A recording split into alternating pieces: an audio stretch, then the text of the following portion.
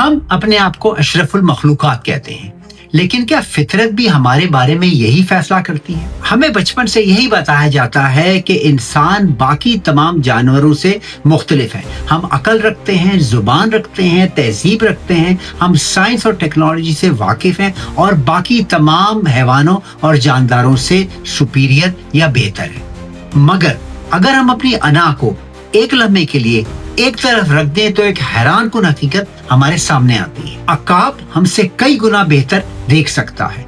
Dolphin मछली अंधेरे में अपना रास्ता तलाश कर लेती है।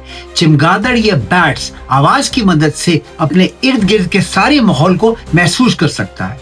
ऑक्टोपस के 8 बाजू अलग अलग सोचने और फैसला करने की सलाहियत रखते हैं और एक मामूली सी चूंटी अपने वजन से 50 गुना ज्यादा बोझ उठा सकती है। तो फिर आखिर वो कौन सी चीज थी जिसने इंसान को इस सैयारे की सबसे गालिब तरीन मखलूक बना दी? क्या हम वाकई फितरत का शिकार हैं या सिर्फ एक और जानवर जिसने जिंदा रहने का मौसर तरीन तरीका सीख लिया है? आज की वीडियो में हम evolutionary biology, social anthropology, psychology और तारीख की रोशनी में इस सवाल का जवाब तलाश करने की कोशिश करेंगे और मुझे यकीन है कि इस वीडियो के इख्तिताम तक आप इंसान को पहली बारी नजर से नहीं देखेंगे। वीडियो को एंड तक फॉलो किया। क्या आप जानते हैं कि हम में से अक्सर लोग तारीख, मजहब और फलसफे की असल रूह को समझते ही नहीं। हम वही मानते हैं जो हमें शुरू से बताया जाता है, लेकिन असल हकीकत क्या है? अगर आप इन बुनियादी तस्वुरात और असूलों को सादा और वाज़े अंदाज में समझना चाहते हैं तो ये चैनल आप ही के लिए। मेरे channel history, religion and philosophy Urdu में खुश आमदीद। प्लीज इस चैनल को लाइक और सब्सक्राइब करना मत भूलिए। आखिर इंसान में ऐसी क्या खास बात है? क्या वाकई हमें जमीन की सबसे आला मखलूक हैं या फिर दूसरे जानवरों में भी ऐसी हैरान कुन सलाहियतें मौजूद हैं जो हमारे पास आज भी नहीं? मिसाल के तौर पे डॉल्फिन और बाज परिंदे जैसे कि बैट्स एकोलोकेशन इस्तेमाल करते हैं। ये बहुत बारीक आवाजें खारिज करते हैं और फिर इन आवाजों के वापस आने वाली गूंज से अपने इर्द गिर्द का पूरा माहौल देख लेते हैं। मुकम्मल अंधेरे में भी इन्हें रास्ता मिल जाता है, जबकि इंसान ऐसा करने का तसव्वुर भी नहीं कर सकता। ऑक्टोपस दुनिया की अजीब तरीन मखलूकात में से एक है। इसके 8 बाजू सिर्फ हरकत ही नहीं करते, बल्कि हर बाजू किसी हद तक खुद भी मालूमात पर अमल कर सकता है, गोया हर बाजू का अपना एक छोटा सा दिमाग हो। यही वजह है कि ऑक्टोपस एक ही वक्त में कई मुख्तलिफ काम कर सकता है, ऐसी सलाहियत जिसका इंसान तसव्वुर भी नहीं कर सकता। बाज परिंदे, कछुए और यहाँ तक के शहद की मक्खियां भी जमीन की मैग्नेटिक फील्ड को महसूस कर सकती हैं। इस कुदरती कॉम्पस की वजह से वो हजारों मील का सफर करती हैं और फिर भी अपना रास्ता नहीं भूलती। रीछ, चमगादड़ और बाज मेंढक कई महीने हाइबरनेशन में रह सकते हैं। इस दौरान इनका जिस्म तकरीबन बंद हो जाता है। ना वो खाते हैं, ना पीते हैं और ना ही हरकत करते हैं। हैरत अंगेज बात यह है कि बाज मेंढक तो मुकम्मल तौर पे जम जाते हैं और जब दोबारा पिघलते हैं तो जिंदा होके अपनी मामूल की जिंदगी शुरू कर देते हैं। चूंटियां और डंग बीटल्स अपने जिस्मानी वजन से 50 गुना ज्यादा वजन उठा सकते हैं। अगर ताकत का मवाजना जिस्म के वजन के लिहाज से किया जाए तो ये जमीन की ताकतवर तरीन मखलूकात में शुमार होते हैं। एक खास किस्म की जेलीफिश, जिसे इमॉर्टल जेलीफिश कहा जाता है, बुढ़ापे के अमल को उल्टा भी कर सकती है। मुनासिब हालात में ये दोबारा अपनी इब्तदाई जिंदगी के मरहले में वापस जा सकती है। इसका मतलब ये नहीं कि वो कभी नहीं मरती, लेकिन हयातियाती एतबार से इसमें दोबारा जवान होने की हैरत अंगेज सलाहियत मौजूद है। और अगर रंगों की बात करें तो मेंटिस श्रिम्प नामी एक छोटी सी समुद्री मखलूक के पास रंग पहचानने के लिए 16 मुख्तलिफ रिसेप्टर होते हैं, जबकि इंसान के पास सिर्फ 3 रिसेप्टर होते हैं। दूसरे लफ्जों में यह मुमकिन है कि मखलूक ऐसे रंग भी देखती हो जिसका हमें सिरे से एहसास ही नहीं। फिर सवाल ये पैदा होता है कि अगर दूसरे जानवर बहुत से काम हमसे बेहतर कर सकते हैं तो आखिर इंसान को इतना खास क्यों समझा जाता है, मशरूफुल मखलूकात क्यों है? इस सोच को ह्यूमन एक्सेप्शनलिज्म या एंथ्रोपोसेंट्रिज्म कहा जाता है, यानी ये तस्वुर के इंसान इस जमीन की सबसे अहम, सबसे मुनफरिद और सबसे बरतर मखलूक है और बाकी तमाम मखलूकात इसके मुकाबले में कमतर है। तो क्या वाकई ऐसा ही है? ये ख्याल आखिर आया कहां से? और अगर इंसान वाकई सबसे बरतर है तो इस बरतरी की असल वजह क्या है? इस सवाल का जवाब तलाश करने के लिए हमें एवोल्यूशनरी बायोलॉजी, कॉग्निटिव साइकोलॉजी और सोशल एंथ्रोपोलॉजी यानी इर्तकाई हयातियात, नफ्सियात और इंसानी माशरों की इर्तका की तारीख को समझना होगा। ये चंद दिलचस्प मिसालों की मदद से इस पूरी कहानी को समझने की कोशिश करते हैं। इन वीडियोस को बनाने के लिए काफी गौर व फिक्र, मेहनत और वक्त की जरूरत पड़ती है। अगर आपको ये वीडियो اور میرا چینل پسند آ رہا ہے تو پلیز لائک اور سبسکرائب کرنا مت بھولیے. اگر ہم چارلس ڈارون کے نظریہ ایوولوشن کو دیکھیں تو اس کے مطابق تمام جاندار ایک دوسرے سے کسی نہ کسی سطح پر جڑے ہوئے ہیں. یعنی زندگی کی تمام اقسام ایک مشترک آباء و اجداد یعنی کہ کامن اینسیسٹر سے وقت کے ساتھ ساتھ ارتقاء کے ذریعے وجود میں آئیں. انسان، چمپینزی اور بونوبو بھی اسی ارتقائی خاندان کا حصہ ہیں. جدید جینیٹک ریسرچ سے یہ معلوم ہوتا ہے کہ انسان اور چمپینزی کے ڈی این اے میں تقریباً 98.8% مماثلت پائی جاتی ہے. سائنسدانوں کے مطابق ہمارا ارتقائی راستہ تقریباً 5 سے 7 ملین سال پہلے چمپینزی اور بونوبو کے آباء و اجداد سے الگ ہوا. اس کے بعد لاکھوں سال کے دوران انسان آہستہ آہستہ مختلف مراحل سے گزرا. فوسلز ہمیں اس سفر کی ایک حیرت انگیز کہانی سناتے ہیں. ابتدائی انسان نما مخلوقات جیسے سائلنتھروپڈ چیڈانسز اور پھر آسٹرولوپیتھیکس، اس کے بعد ہومو ہیبلس اور پھر ہومو ایرکٹس اور آخر کار جدید انسان یعنی کہ ہومو سیپینس جو کہ ہم ہیں. یہ ارتقاء ایک دن میں نہیں بلکہ لاکھوں سال کے دوران بے شمار چھوٹی چھوٹی تبدیلیوں کا نتیجہ ہے. انسانی ارتقاء میں سب سے بڑی انقلابی تبدیلیوں میں سے ایک تبدیلی تھی آگ پر قابو پانا. آثار قدیمہ سے ملنے والے شواہد بتاتے ہیں کہ ہومو ایرکٹس نے تقریباً 10 سے 15 لاکھ سال پہلے آگ کے استعمال کو سیکھ لیا. شاید آج ہمیں آگ ایک انتہائی عام سی چیز لگتی ہو، لیکن حقیقت یہ ہے کہ اس نے انسان کی زندگی ہمیشہ کے لیے بدل دی.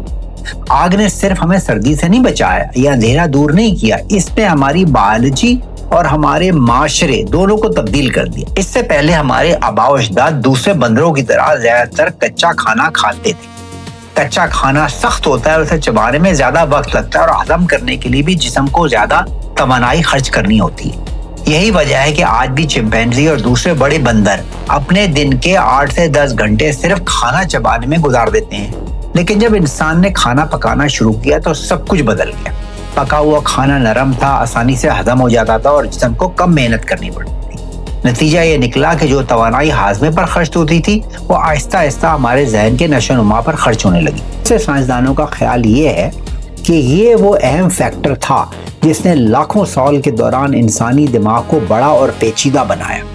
اور جیسے جیسے دماغ بڑا ہوتا گیا ویسے ویسے انسان میں نئی صلاحیتیں پیدا ہوتی گئیں.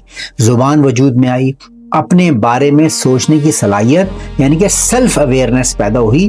اس کے اوپر میرا ایک پورا ویڈیو ہے کہ انسان نے سوچنا کیسے شروع کیا، لنک میں آخر میں چھوڑ دوں گا. انسان نے مستقبل کے بارے میں منصوبہ بندی شروع کر دی اور پہلی بار وہ ایسے خیالات پر غور کرنے لگا جو آنکھوں سے نظر بھی نہیں آتے تھے، جیسے انصاف، اخلاقیات، خدا، خوبصورتی، ریاضی اور فلسفہ. میں نے انسانی دماغ کے ایوولوشن پہ ایک الگ تفصیلی ویڈیو بھی بنائی ہے، اس کا لنک بھی آخر میں چھوڑ دوں. لیکن آگ نے صرف انسانی دماغ نہیں بدلا، اس نے انسانی معاشرے کو بھی بدل دی. رات کے وقت لوگ آگ کے گرد جمع ہونے لگے. وہ ایک دوسرے کے ساتھ کھانا بانٹتے تھے، اپنے تجربات سناتے تھے، شکار کی کہانیاں سناتے تھے، اپنے بچوں کو سکھاتے تھے اور شاید پہلی دفعہ خاندان، قبیلے اور کمیونٹی جیسے تصورات مضبوط ہونا شروع ہو گئے. بس سارے ماہرین کا خیال یہ ہے کہ آگ کے گرد بیٹھ کے کہانیاں سنانا بھی زبان اور ثقافت کے ارتقاء میں ایک اہم کردار ادا کر گیا. انسانی ارتقاء میں ایک اور بہت زبردست تبدیلی اس وقت آئی جب ہمارے آباء و اجداد نے 4 ٹانگوں کے بجائے 2 ٹانگوں پر چلنا شروع کر دیا. اسے بائیپیڈلزم کہا جاتا ہے. اس تبدیلی کا آغاز تقریباً آسٹرولوپیتھیکس کے زمانے میں ہوا، یعنی کہ 40 لاکھ سال پہلے. 2 ٹانگوں پر چلنے کے کئی فائدے تھے.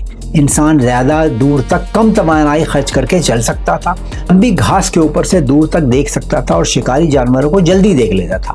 اس کے ہاتھ آزاد ہو گئے جن سے وہ خوراک، بچے اور بعد میں اوزار اٹھا سکتا تھا. لیکن ہر ارتقائی فائدے کے ساتھ ایک نئی قیمت بھی ادا کرنی پڑتی ہے. جب انسان سیدھا چلنے لگا تو فیمیلز یعنی کہ انسانی خواتین کا پیلوس نسبتاً تنگ ہو گیا. اس دوران انسانی دماغ بھی مسلسل بڑا ہو رہا تھا. اب ایک مسئلہ پیدا ہو گیا.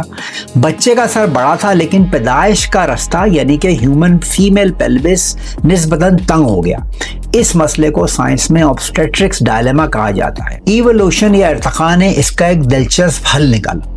انسانی بچے دوسرے بندروں کے مقابلے میں نسبتاً جلد پیدا ہونے لگے، یعنی اس وقت جب ان کا دماغ ابھی مکمل طور پہ نشو و نما نہیں پا چکا ہوتا تھا.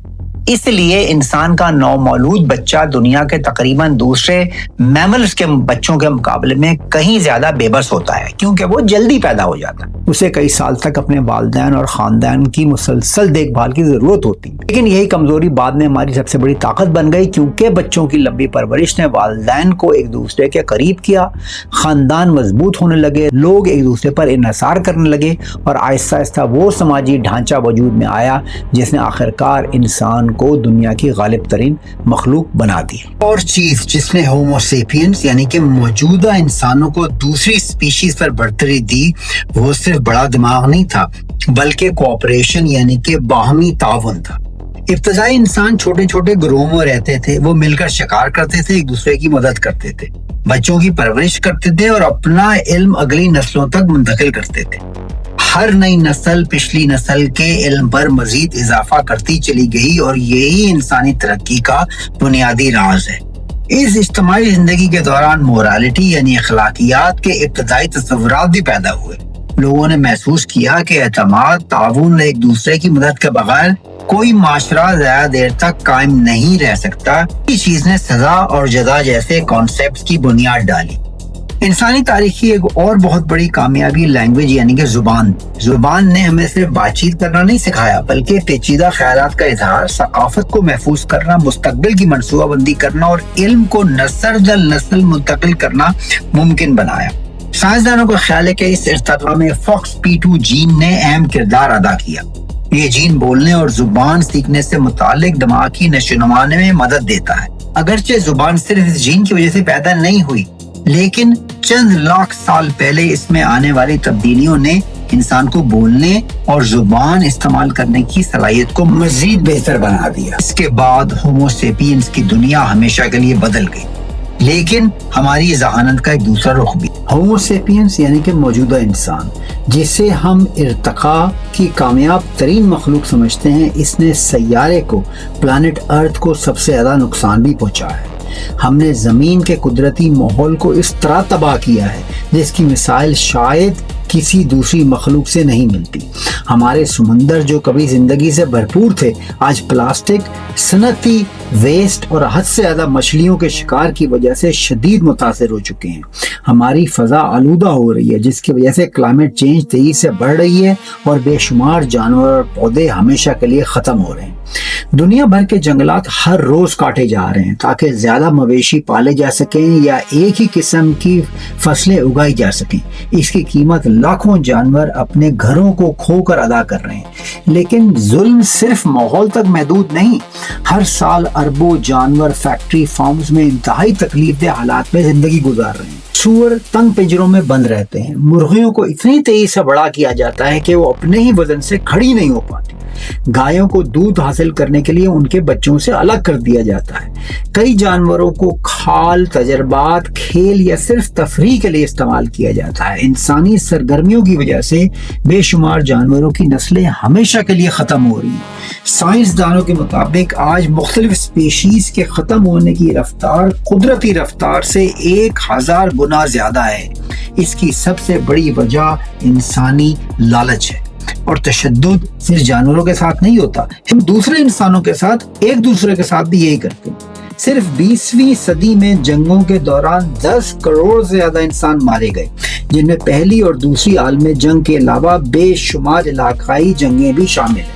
امن کے زمانے میں ہم اپنے ہی بنائے ہوئے نظاموں کے ذریعے اپنی صحت اور زندگی کو نقصان پہنچاتے ہیں۔